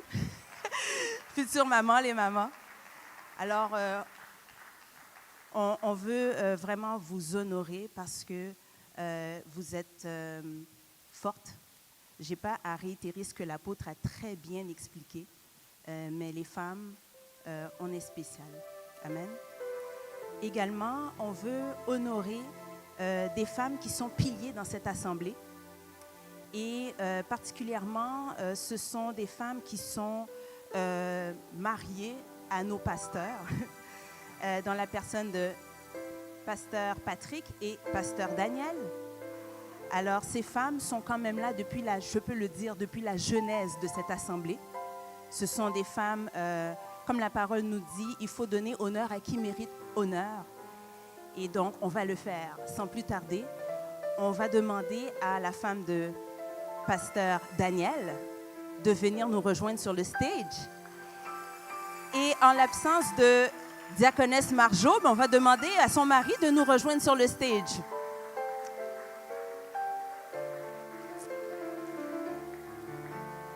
Alors, ce que j'avais à cœur de partager au nom de l'Ecclésia Nouvelle Création, tu peux t'approcher, c'est comment tu es une personne, et les deux, je peux parler pour les deux, pour diaconesse Marjo et pour la sœur Darlene. Vous êtes des femmes qui êtes déjà fidèles auprès de votre mari, mais la fidélité fait référence à la foi, mais fait référence également à la constance. Alors, vous n'avez jamais failli à votre rôle. Vos maris sont fortement sollicités parce qu'ils prennent soin de nos âmes, entre autres. Et vous vous servez vraiment d'appui, mais en plus des fonctions que vous avez occupées au fil des années dans l'Assemblée. Alors, ce qui est important et ce qui me marque personnellement, c'est que vous n'êtes pas des personnes qui nécessairement cherchez l'attention. Vous ne cherchez pas à être vues lorsque vous faites l'œuvre du Seigneur. Ça, c'est très honorable. Et on sait que vous vous déversez. Il y a des choses qu'on ne voit pas. Et ce qui est important, c'est que Dieu le voit. C'est le spectateur le plus important. Et j'honore ça de vous parce que vous êtes très subtil, mais vous êtes à l'œuvre. Alors, il y a deux versets en fait que j'avais pour vous. Un verset qu'on connaît bien, mais qui mérite d'être réitéré, d'être récité. L'âme bienfaisante, amen, l'âme bienfaisante sera rassasiée et celui qui arrose sera lui-même arrosé. Alors sachez que le Seigneur voit, il n'y a rien qui échappe au regard du Seigneur. Dieu voit ce que vous faites. Vous le faites avec cœur, vous le faites avec honneur, malgré tous les défis que sûrement vous vivez dans vos foyers, en élevant vos enfants et tout ça. Alors, c'est très honorable que le Seigneur vous rende au centuple tout ce que vous faites, parce que vous le méritez. Amen. Autre verset, dans la version amplifiée, la parole nous dit dans 1 Jean 5, verset 4, « Car quiconque est né de Dieu est victorieux et vainqueur du monde. Et voici la victoire qui a conquis et vaincu le monde, notre foi. » Donc, qu'est-ce qu'on entend par cette foi? C'est une persévérance continue et persistante en Jésus, le Fils de Dieu. Alors, sachez qu'on vous aime, sachez qu'on vous honore. Vous êtes des modèles pour nous tous. Vous êtes un modèle de maman incontestable. Et diaconesse Marjo est un modèle de future maman incontestable. Dans le nom de Yahushua. Amen. Alors, on a un cadeau, bien évidemment, pour vous. On vous aime beaucoup. Soyez fortifiés. Amen. Dans tout ce que vous faites, dans qui vous êtes également.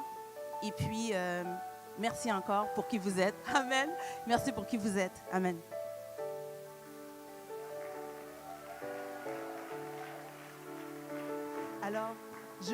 Amen. Alors, je vais pouvoir donner la parole sans plus tarder à la sœur Abigail, qui a quelque chose à nous partager. OK, bonsoir tout le monde va bien? J'ai écrit pour faire ça plus rapidement, OK? Je promets.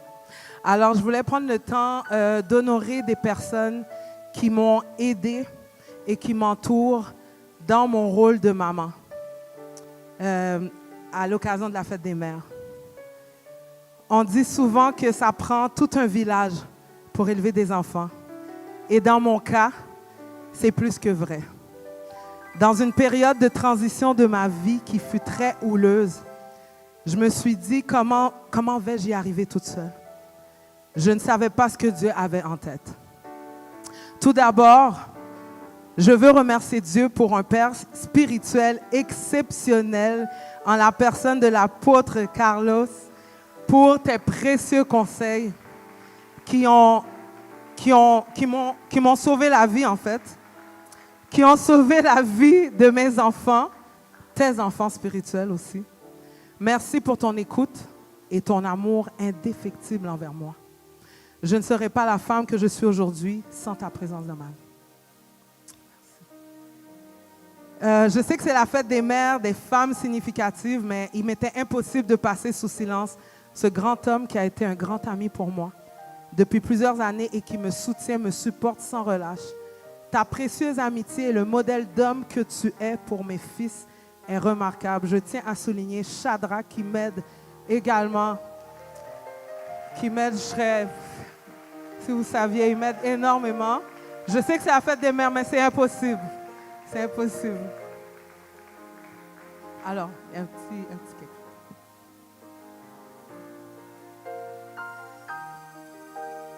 OK.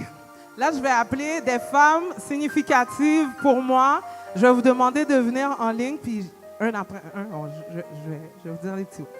Donc, il y a Maud, malheureusement, qui n'est pas là, mais on peut l'acclamer pour Maud. Je vais appeler Déborah.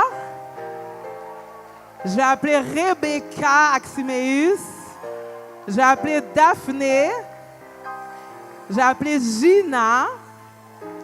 J'appelle Juninia. J'appelle Amar. J'appelle Chenzi. Et j'appelle la belle Mona. Ouais, je t'ai eu, Mona. Alors, je vous écris des petites phrases pour sauver le temps. Déborah, merci pour ta douceur et ta bonne humeur et ta grande écoute à l'égard de mes enfants. Les enfants savent quand ils se sentent en sécurité et je le vois, qu'ils se sentent bien avec toi. Merci.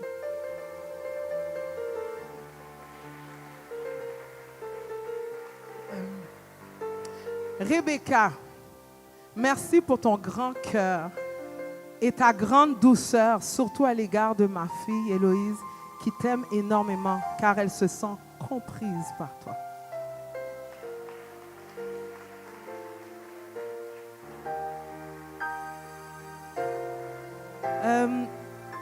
Daphné, merci d'aimer mes enfants comme une de leurs tatis et de les célébrer à chaque fois que tu les vois ou à leurs anniversaires. Merci de penser continuellement à nous.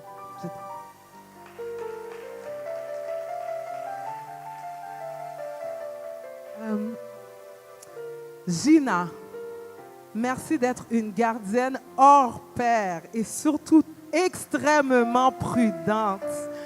Tu as également un cœur d'enfant que mes enfants peuvent reconnaître et ils se sentent en sécurité avec toi.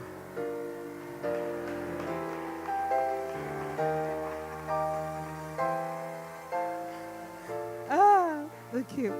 Juninia. Alors, Juninia, merci d'aimer mes enfants comme de la famille. Je sais qu'ils sont rassurés lorsqu'ils sont avec toi. Et Juninia va chercher mes enfants chaque après-midi de l'école. C'est précieux. Merci, non.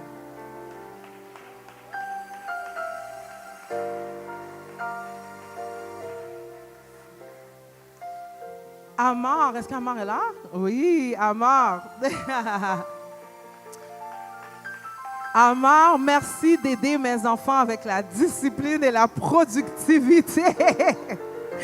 Je n'avais jamais vu mes enfants autant respecter le temps avant qu'avec toi et j'en prends bonne note. Merci pour tous tes sacrifices. Elle m'aide à déposer mes enfants le matin. Donc, je t'aime.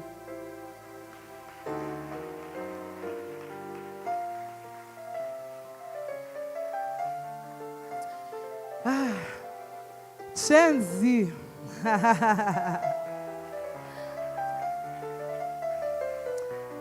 Wow, c'est des petits mots, mais tu connais mon cœur.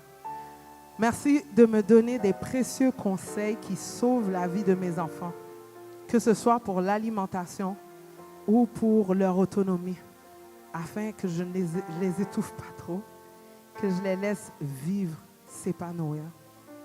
Merci pour tout, ma grande amie. Je t'aime.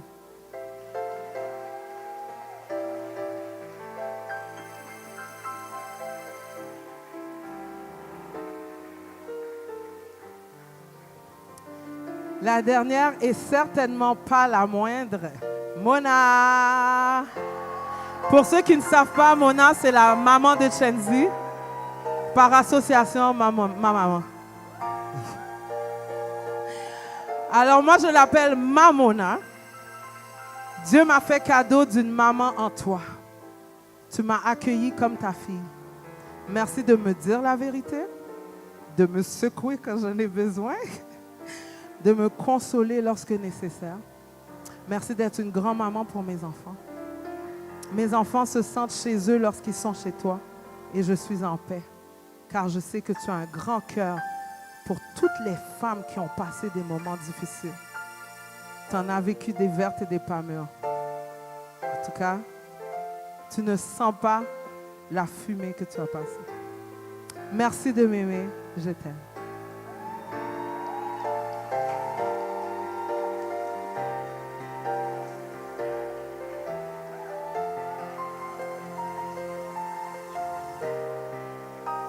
Alors voilà, je ne pouvais pas,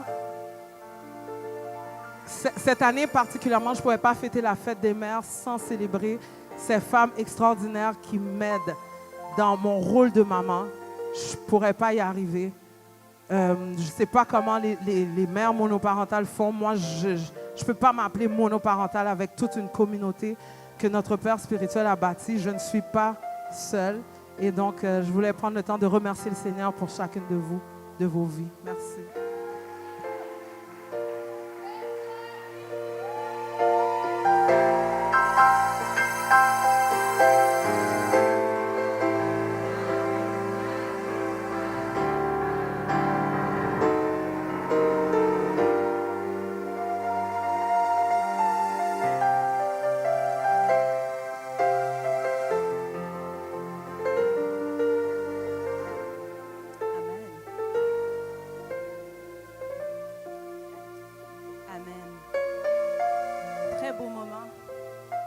Honorifique. Amen. Alors, si on pourrait mettre les annonces, s'il vous plaît, à la projection. Merci.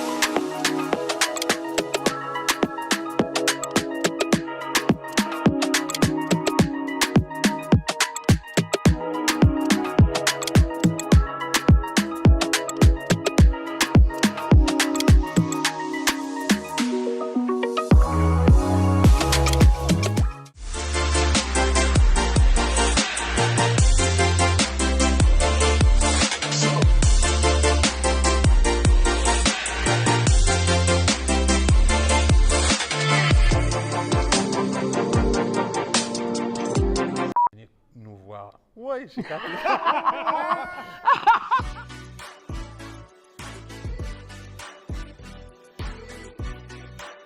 Le département de musique est présentement en recrutement, donc si vous êtes choriste, musicien ou même que vous faites de la production musicale, l'appel vous est lancé. Et bonne nouvelle, la chorale sera relancée. Donc, si vous pouvez garder une note, garder le rythme, cet appel est pour vous. Venez nous voir tout de suite après le service. On vous attend!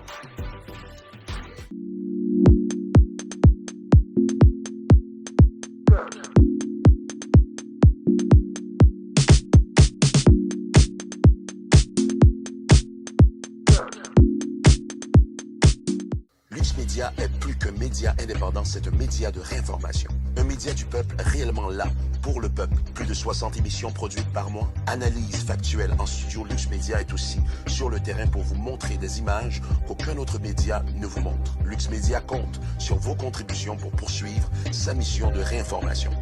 En contribuant mensuellement, vous avez accès également à des émissions exclusives à tous les jours. Soutenez la mission de Lux Média, soutenez votre média.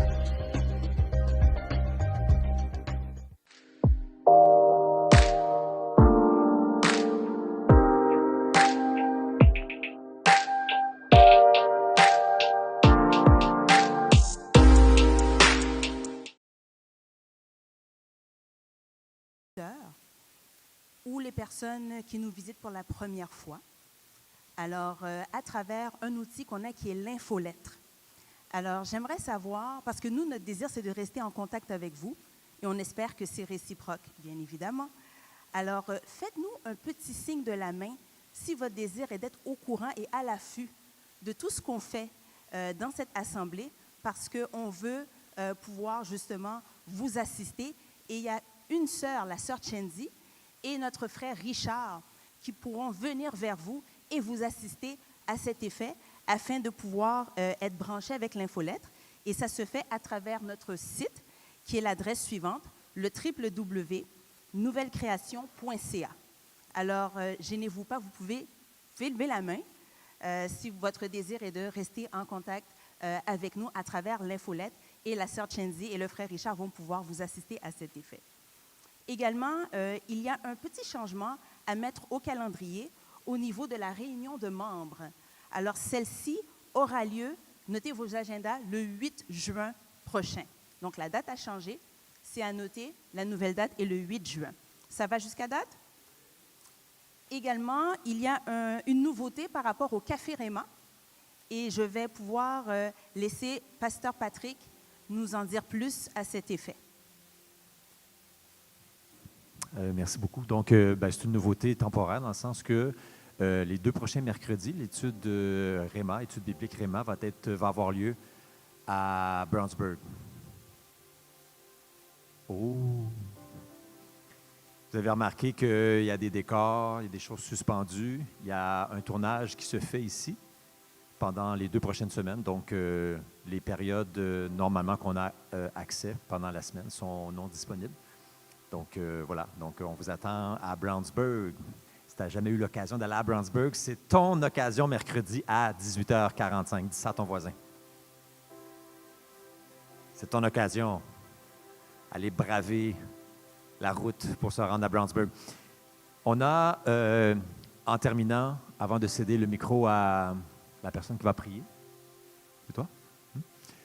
On a malheureusement une nouvelle à donner. L'oncle de l'apôtre Carlo, un homme qui nous a soutenus, qui nous a visités pendant longtemps. Il a été membre également. Il était pasteur à son arrivée. Et puis, dans les derniers jours passés, eh bien, malheureusement, il est décédé au pays, dans son pays d'origine. Donc, on voudrait tout simplement envoyer nos condoléances à toute la famille Raymond pour le décès de cet homme que nous avons, pour ceux qui l'ont rencontré, pour ceux qui l'ont connu, que nous avons apprécié.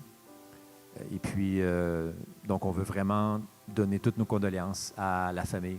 On demande à chacun de garder la famille Raymond en prière par rapport à cette nouvelle. Donc, à toi le micro. Merci. Et il y a, juste avant qu'on se laisse, une petite diffusion, si on pourrait la mettre à la projection, s'il vous plaît. Bonne fête,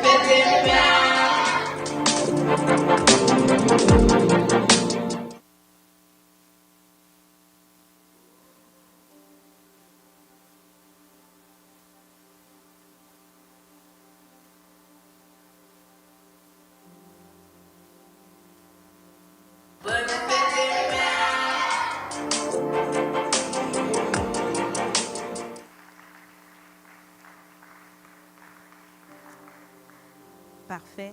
Alors, aujourd'hui, les fêtés ne sont pas présents, donc il n'y aura pas de gâteau en tant que tel. Par contre, on a un petit cadeau qu'on veut remettre à toutes les mamans et toutes les femmes. Alors, ne quittez pas sans ce petit présent. Et on va pouvoir maintenant se mettre sur nos deux pieds pour conclure le service.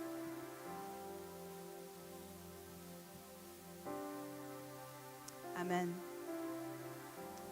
Seigneur Papa, on est devant toi avec reconnaissance et action de grâce pour non seulement l'opportunité qu'on a eue d'être ensemble en ce lieu, réunis ensemble, pour recevoir cette manne fraîche, Seigneur Père, mais également on est disposé, Seigneur Dieu Tout-Puissant, à obéir à ta parole et également, Seigneur Dieu Tout-Puissant, se laisser transformer par celle-ci. Père éternel, permets cette semaine que nous soyons ces fleuves d'eau vive, alléluia, que le fleuve d'eau vive jaillisse de notre Saint-Père afin que des vies soient impactées. Père éternel, notre désir est vraiment d'être utilisé puissamment entre tes mains pour la gloire de ton nom et pour l'avancement du royaume. Alors, on te remet le départ de chaque personne ici dans ce lieu. Merci de siéger en nous par ton Esprit Saint. Alléluia, et de vraiment nous transformer, Seigneur Papa, pour ta gloire. C'est dans le nom de Yahushua que nous avons prié ainsi. Amen. Bonne semaine à tous et n'oubliez pas votre petit présent, mesdames, et même messieurs, vous pouvez prendre quelque chose pour vos mamans.